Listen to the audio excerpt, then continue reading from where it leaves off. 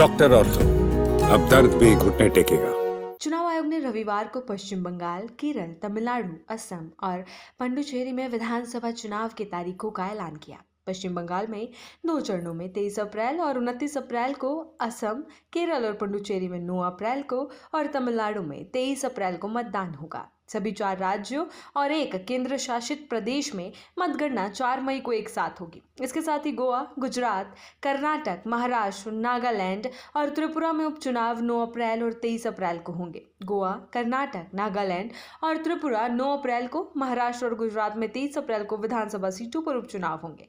चुनाव का ऐलान करते हुए मुख्य चुनाव आयुक्त ज्ञानेश कुमार ने कहा कि 17.4 करोड़ इन राज्यों में मतदाता हैं। इन राज्यों में एसआईआर का काम बहुत अच्छा हुआ है।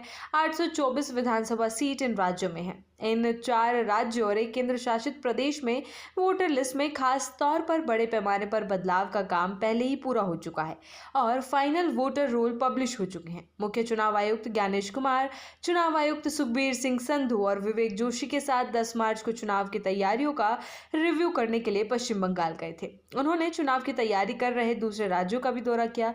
पश्चिम बंगाल की विधानसभा में 294 सीटें हैं, जिसमें मुख्य मुकाबला सत्ताधारी तृणमूल कांग्रेस और भारतीय जनता पार्टी के बीच है। ममता बनर्जी की नेतृत्व वाली टीएमसी 2011 से राज्य पर राज कर रही है।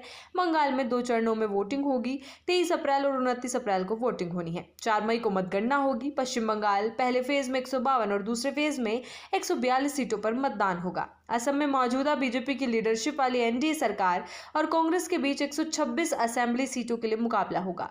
असम में एक चरण में 9 अप्रैल को होगी। मतगणना 4 मई को होगी। केरल में 140 सीटों के लिए लेफ्ट डेमोक्रेटिक फ्रंट और यूनाइटेड डेमोक्रेटिक फ्रंट के बीच मुख्य मुकाबला है। बीजेपी के नेतृत्व वाला नेशनल डेमोक्रेटिक अलायंस भी चुनाव लड़ रहा है, जिसमें बीजेपी का लक्ष्य है लगभग 100 सीटें जीतना है और उसके सहयोगी भारत धर्म जन सेना और 2020 गठबंधन के हिस्से के रूप में बाकी 40 सीटों पर चुनाव लड़ रहे हैं। केरल में मतदान 9 अप्रैल को होगा।